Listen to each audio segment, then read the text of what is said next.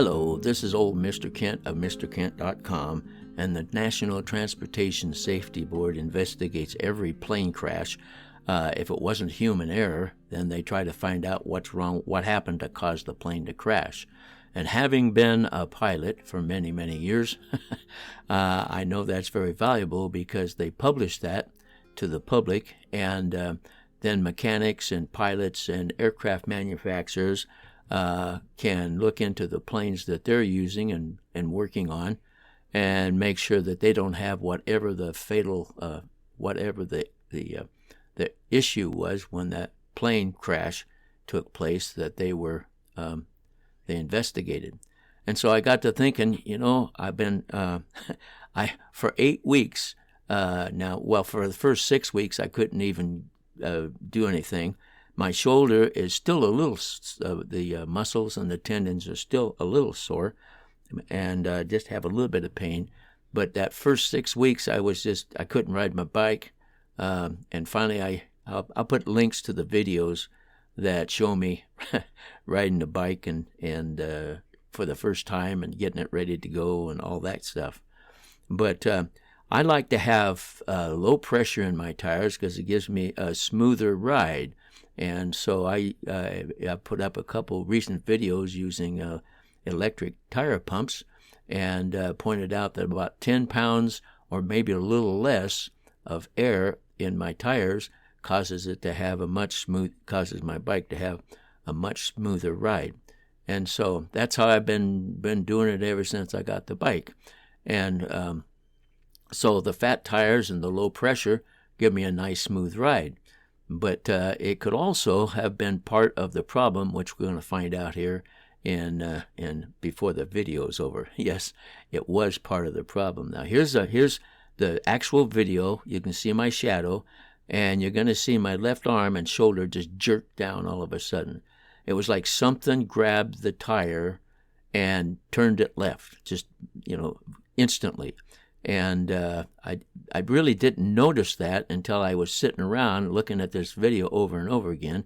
Now we're going to go to slow motion, and you can see it won't happen quite as fast, but you'll notice my left elbow and my shoulder are going to throw my whole body over to the left because something grabbed the tire, turned the wheel to the left, and that threw me off. And of course, once I got off balance, then I couldn't get it corrected, and I ended up trying to put my feet down. I was going too fast, and I ended up crashing into the rocks and dislocating my shoulder. And so a couple of days ago, I decided I'm going to go out and see if I can duplicate whatever happened, whatever caused my shoulder to buckle back like that, and so or to just be pushed back, whatever grabbed my front tire and turned it to the left instantly.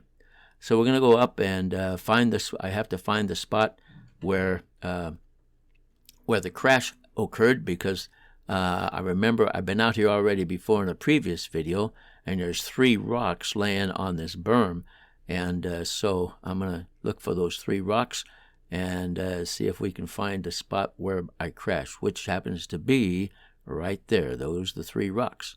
And so these ruts, which are worn down a little bit now because there's been some traffic on this road, I think I probably hit the one on the left. Could be I got the one on the right.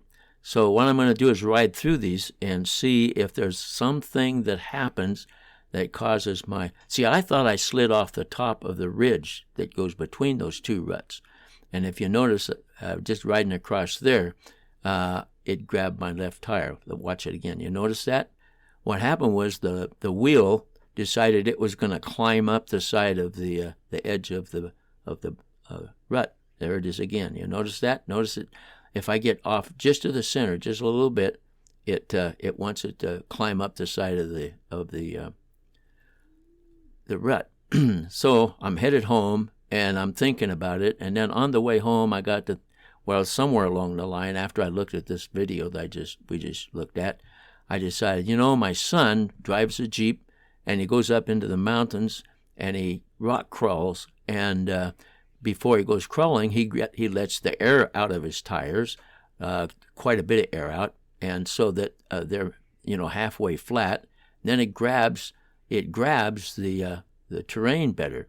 I'm thinking, or I was thinking, okay, so that's the problem with my fat tires and my low pressure, and because I want a nice smooth ride. So I decided to leave 10 pounds in the back and pump the front end up to 20 pounds.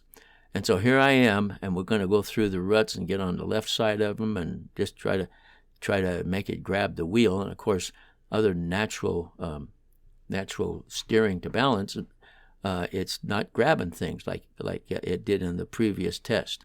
This is a day later than the other day. Let's do it again here. And you can see on the left side of the rut, it doesn't climb anymore, and it just lets me just ride right over it. So the solution was leave the air in the back at 10 pounds, but pump the front up to 20 pounds.